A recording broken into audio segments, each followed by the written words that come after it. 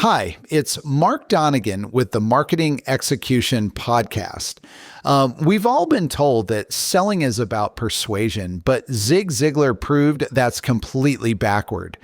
Ziglar's research showed something powerful.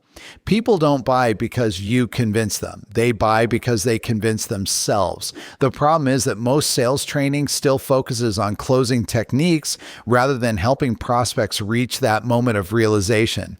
After building and leading sales teams across several tech companies, I've seen how this single shift transforms revenue growth. In this episode, I'm breaking down Ziglar's timeless approach and how it still applies today.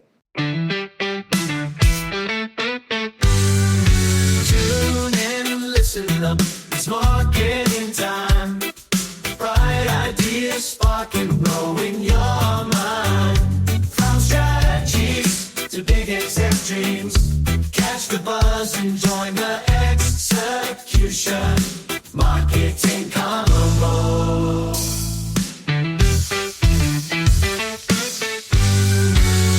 Welcome to the Marketing Execution Podcast. This is the show for tech founders and leaders building B2B products and technologies.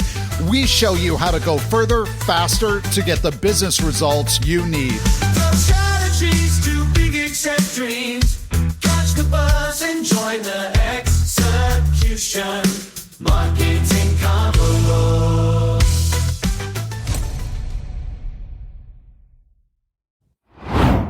Mark, I was thinking about something this morning. For so many founders, especially the product-focused ones, the word sales just feels icky. It brings up this image of a used car salesman from an 80s movie, but we both know it's the lifeblood of any startup. Yeah, the slick-backed hair, the gold chain. I get it. It's a stereotype for a reason. But the funny thing is, the absolute legends of sales, guys like Zig Ziglar, their advice from decades ago is more relevant now than ever, especially for tech founders. It's not what people think it is. Okay, so you're saying there's a disconnect. What's the real secret then? What did a guy writing in 1982 know that a SaaS founder in 2025 needs to hear? It's all about psychology. I was rereading a summary of his classic Secrets of Closing the Sale, and a few things just jumped off the page as pure gold for founders. The first one is this idea of contagious belief. Contagious belief? That sounds a little woo-woo. What does that actually mean? No, it's not. It's actually backed by neuroscience now. Ziglar said you have to have a rock-solid belief in three things: your product, yourself as a helper, and here's the crazy part, in the customer's ability to afford the product. Wait, the customer's ability to afford it? Why is that my business? If they don't have the budget, they don't have the budget. Because your uncertainty becomes their uncertainty. There are these things in your brain called mirror neurons. When you get on a call and you're subconsciously thinking, ooh, this is a stretch for them. They probably can't afford this. Your tone, your body language, everything transmits that doubt. The customer picks up on it and starts to doubt too. But if you walk in with the genuine, unshakable conviction that this is a valuable investment for them that they can make, that confidence is literally contagious. They start to believe it too. So it's about transferring your own conviction.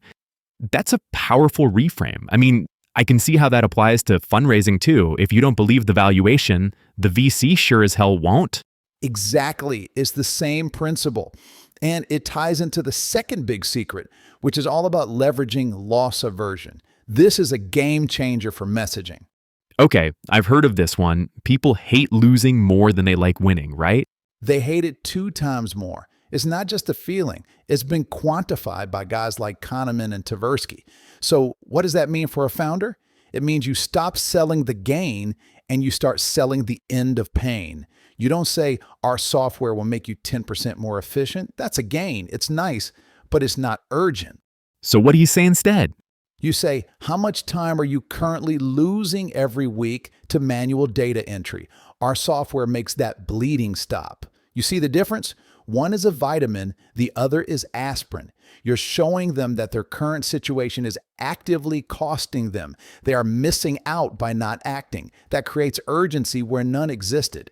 It's a foundational concept we talk about on the Marketing Execution podcast. You have to frame the problem as an active loss. Wow. Okay, that's incredibly actionable. Stop the bleeding. I like that.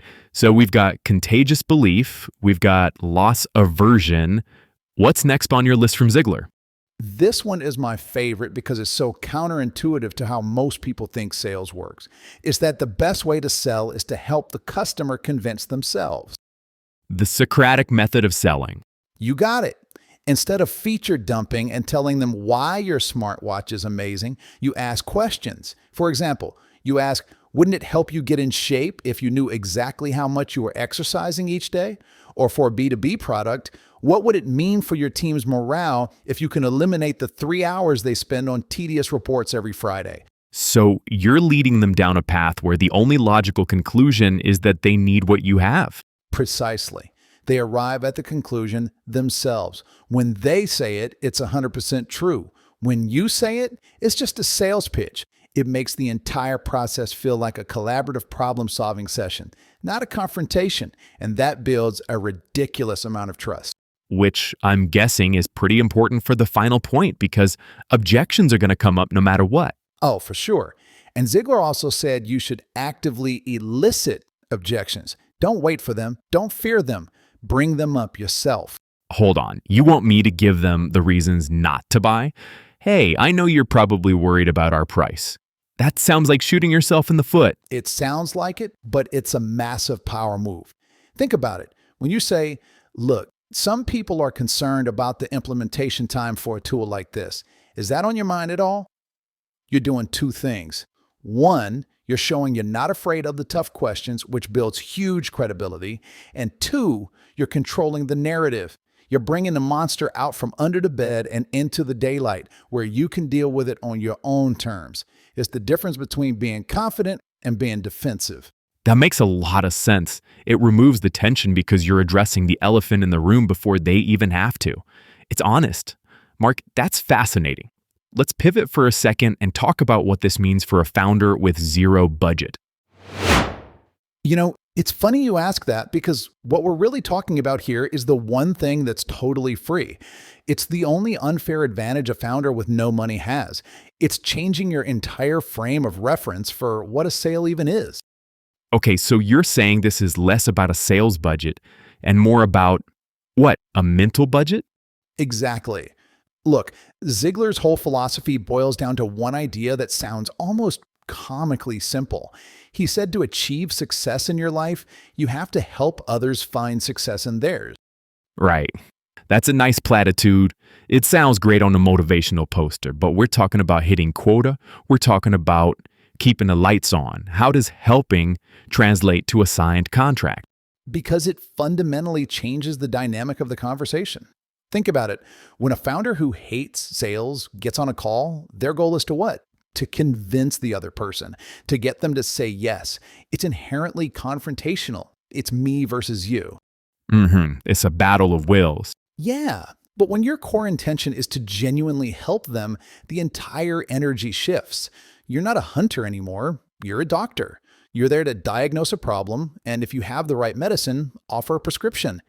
And if you don't have the right medicine, your job is to tell them that too. That's helping. Oh man, that's a big one. The courage to say we're not the right fit for you. That's tough when you need to cash. It's the toughest thing in the world. But I know a company that did this. They turned away a potential 6-figure deal because they knew their product couldn't solve the customer's root problem. 2 months later, that same customer came back and said, "You were the only ones who were honest with me. We've changed our internal process and now we want to work with you." That honesty, that act of helping by saying no, it's the single biggest deposit you can make in the bank of trust. The bank of trust. I like that. It's everything, Tim, because that is the real product you're selling. Wait, hang on. Unpack that. The trust is the product, not the software? Look, the SaaS platform, the service, whatever it is you're building. That's just the delivery mechanism. The thing they're actually buying is trust. They're buying the belief that you understand their problem and that your solution is going to fix it. They're buying into you and your company as partners who won't let them down. The code is just proof of that promise. So every step in the process, every tactic we talked about in the first part is really about building that trust. It's not about manipulation. 100%. Let's just connect the dots. Your contagious belief. That's you showing them you trust your own solution so much they can too. It's a transfer of confidence. Using loss aversion, that's not about fear-mongering. It's about showing you understand their pain on a deep empathetic level, which builds immense trust. And asking those Socratic questions, that's showing you trust them enough to figure it out for themselves instead of just shoving features down their throat. Am I right? You nailed it. And bringing up the objections yourself, that's the ultimate trust builder. It says, I am so confident in the value here, and I respect you so much that I'm not afraid to talk about the hard stuff. I trust you to make the right call. The entire sale becomes an exercise in building trust, not an exercise in persuasion. So when a founder with zero budget asks what to do, your answer is to focus on becoming the most trustworthy source of help in their tiny niche, not the one with the fanciest ads or the slickest deck. That's it. Because you can't outspend your competitors, but you can always out-help them. You can out-care them. You can be more honest. You can build more trust. And when a customer feels truly seen and helped, the price becomes a secondary conversation. They're not just buying a tool. They're buying a partner. That is the whole game. It's why this stuff from the 1980s is everything. Wow, okay. So it's all about being a genuine helper.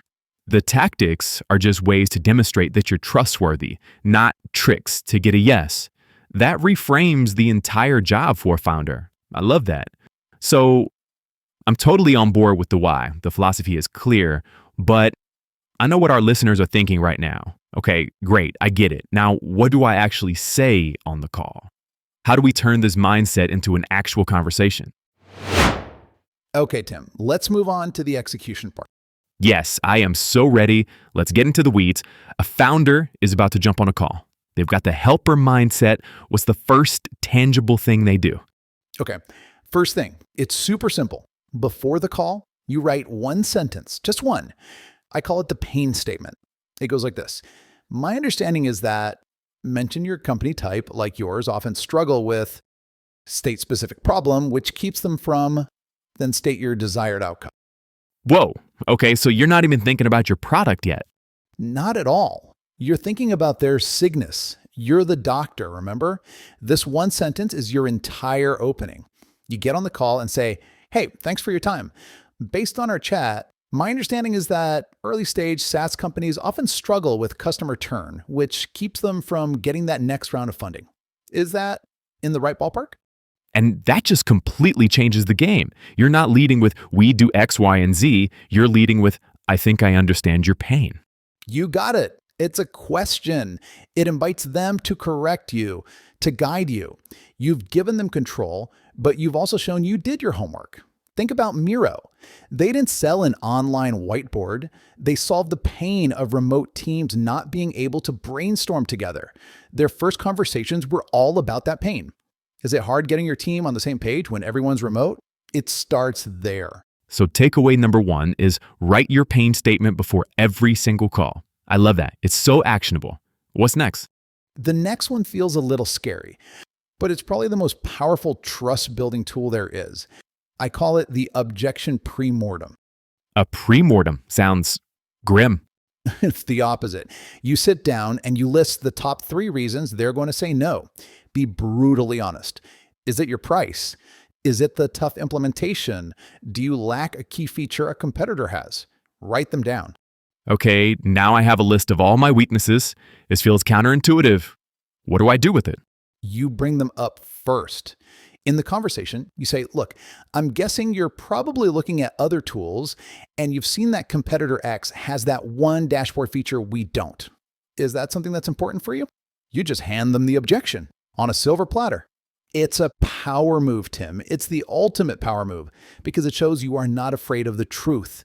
It shows you respect them enough to have an honest conversation. You're not trying to slide something past them. The moment you do that, their guard just melts. It's like you've moved to their side of the table. It's like you're saying, I trust you to handle the truth. Exactly. A company like HubSpot, their stuff can get pricey. A good salesperson for them will say, now, a lot of founders I talk to get some sticker shock at first. Before we go any further, can we just talk about budget and how you guys think about value? They don't wait for the "it's too expensive" line at the end. They bring it up in the first 10 minutes. It's got controlling the conversation by being the most honest person in the room. Man, the pain statement to start and the objection pre-mortem to build trust. It's a 1-2 punch. The whole thing is a conversation, not a pitch. 100%. Think of it like a recipe. The pain statement is your main ingredient. It's what the whole meal is about. The questions you ask and the objections you bring up, that's the heat. That's what brings all the real issues to the surface. You can't cook a good meal without both. Wow. Okay, this has been amazing. All of it, from the mindset to the practical steps. Mark, can you just tie this all together for us one last time? Summarize the whole journey from mindset to closing. Absolutely. We started with the right mindset, borrowing from Zig Ziglar. That means having contagious belief in your solution and framing the problem in terms of what the customer is losing, not what they'll gain. Then we shifted from being a salesperson to being a genuine helper. The goal isn't to persuade, but to build trust. And the product you have is the trust you create. To make that real, you can use these two simple tools. The pain statement, which starts every call by proving you understand their world, and the objection pre-mortem, where you build massive credibility by having the guts to bring up your own weaknesses. It's a path from mindset to method. Wow. Okay, so if a founder listening to this is about to jump on a call in the next 5 minutes, after everything we've talked about, what is the one thought they should hold in their head? Building a relationship is more valuable than closing a deal. The deal is just proof that you succeeded. The relationship is the real asset. That is what you're building.